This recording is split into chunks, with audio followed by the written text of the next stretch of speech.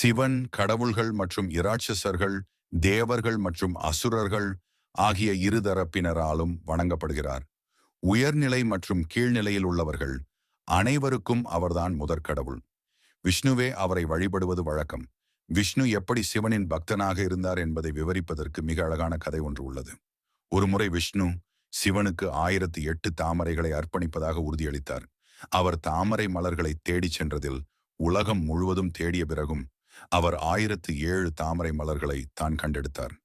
ஒரு மலர் மட்டும் கிடைக்கவில்லை. அவர் 1007 மலர்களையும் சிவனுக்கு முன்பாக சமர்ப்பித்தார். ஒரு மலர் விடுபட்டிருந்ததால் சிவன் கண்களை திறக்கவில்லை. அவர் வெறுமனே புன்னகைத்தார்.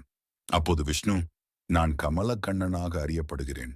அதாவது தாமரை கண்களை கொண்ட கடவுள். என் கண்கள் தாமரையைப் போல் அழகுடையவை. ஆகவே என் கண்களில் ஒன்றை அர்ப்பணிப்பேன் என்று கூறிவிட்டு உடனே தனது வலது கண்ணை பறித்தெடுத்து லிங்கத்தின் மீது வைத்தார்.